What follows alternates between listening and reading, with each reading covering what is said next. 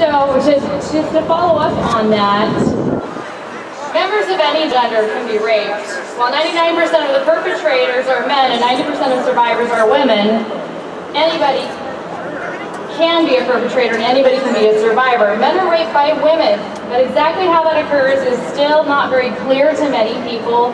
We've become aware that it happens, but we're going to give some definition to that for you right now.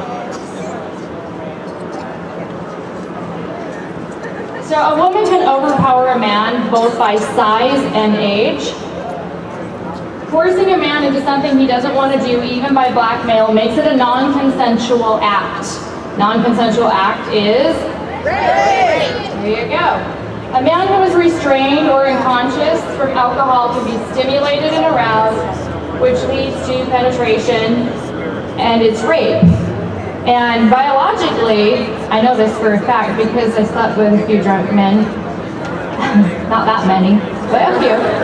And things can still happen. And when you realize like they're really not with it, you gotta put the covers back up. But not all women do that. They do rape. And another way that a man can experience rape from a woman is when she restrains him, drugs him, or has an accomplice restrain him, and then he's either penetrated orally or with foreign objects. That's how it happens, folks. So if you didn't know and you didn't think women could really rape men, now you know. And so to tag off of that, Robin's going to come up and she's going to dispel some myths that have to do with women on women rape and transgender issues. And come on.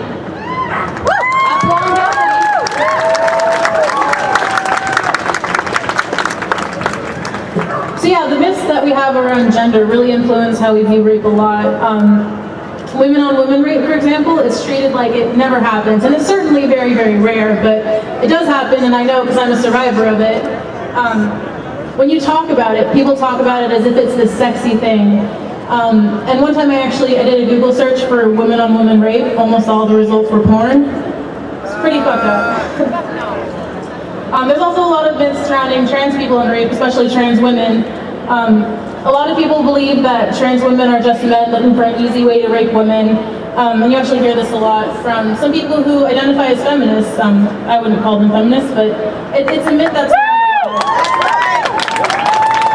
And I think we all know that's so far from the truth. I mean, trans women transition to living as women because of their enduring sense of gender identity, not because of some perverse desire to victimize. And in fact, trans women experience rape at extraordinarily high rates. One estimate is around 70% of trans women are raped. They're much more likely to be survivors than to be the actual perpetrators. And the way that we have these myths about trans people are really, really destructive to survivors. And victim blaming just gets worse and worse the more layers of oppression you add on top of it.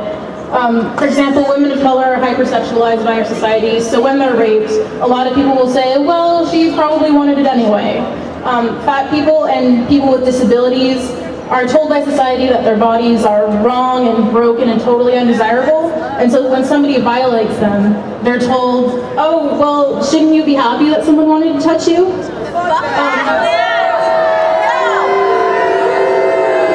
Let it be known, this is all bullshit.